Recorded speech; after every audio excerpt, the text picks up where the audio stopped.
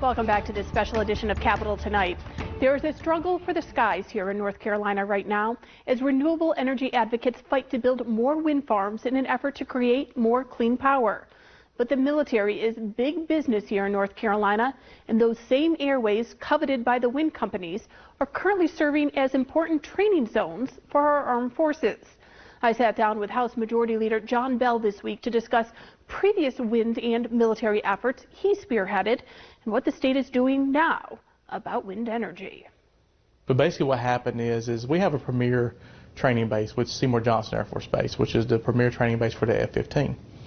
And Seymour Johnson owns the Dare County Bombing Range, which is a premier training facility for not just Seymour Johnson, but a lot of entities within the armed services do a lot of their low-level flying, bombing, etc. there at the Dare County Bombing Range. So it's a very vital piece of training, and that's part of the reason why we have a large military population of air power in the eastern part of the state to access that. Well, we became aware that there was going to be a wind farm. I don't like using the word farms because they're not farms, but a wind facility located within the middle of low-level flying routes.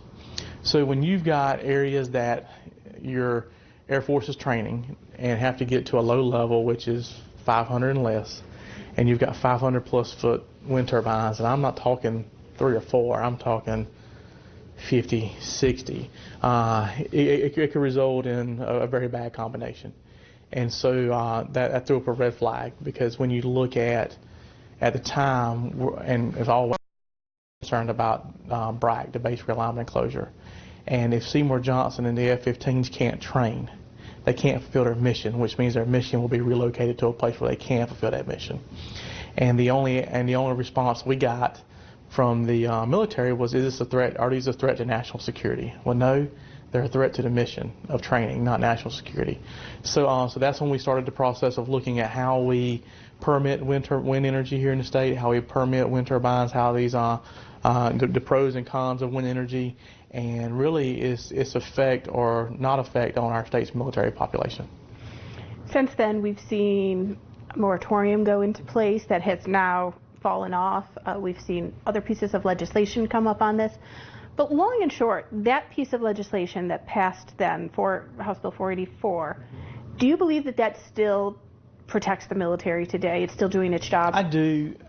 Of course, with the moratorium in place, it protected the military, period. And I would be in favor of moving forward on more moratoriums. But I'm also smart enough to know that we don't have the support here in the House to get that done. So I have to look at ways to protect our military interests, but also get a bill passed if we run one.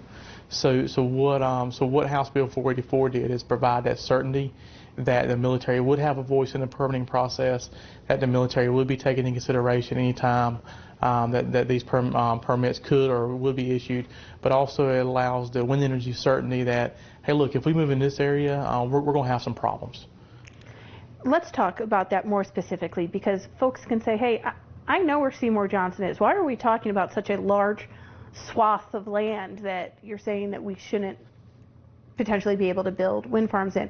When we look at the maps of these training routes, that's what we're really talking about. That takes up a lot of land? Correct. You're looking at low-level flying routes in eastern North Carolina.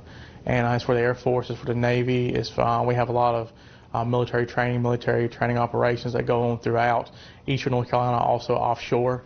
And anything that disrupts that could be detrimental to the mission. And people need to remember that even though Seymour Johnson is in Goldsboro and these wind turbines are up in the northeastern part of the state, these aircraft are training all over the state. That's why people in Craven County and Wayne County and Greene County and Pitt County, that's why you could pass with that all over our eastern part of the state, see these aircraft training, and not just it's just not the Air Force, it's everybody. We have seen legislation be filed this year, got out of the Senate, changed dramatically in the House version of it.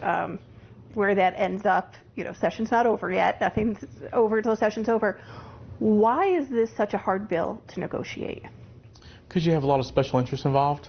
To be honest with you, you have a lot of people from some of our rural areas that would like to see the opportunity for some of these renewable projects to come into their area, because it's an income generator. For the property owners, it's a good deal.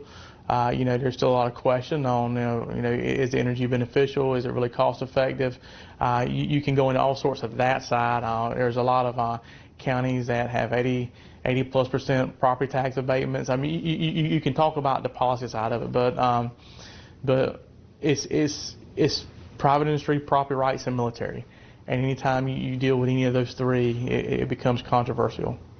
And these aren't just made-up scenarios that these wind turbines really do affect these bases. We've seen it happen in other states where they've had to shut down routes. Correct. You look at what's happened in Oklahoma. They had no permitting process, statewide permitting process, and so it's become a major issue.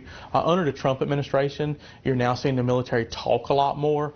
They actually have the freedom to talk and say, hey, look, this is detrimental to our mission. In Oklahoma, they've actually had to close 3 low-level training routes because of wind turbine projects within the area. Under the Obama administration, our military was not allowed to talk. And we had a situation that popped up at Seymour Johnson where we had a wing commander step up, which is how all this happened in 2013. And frankly, she spoke up at the risk of her career.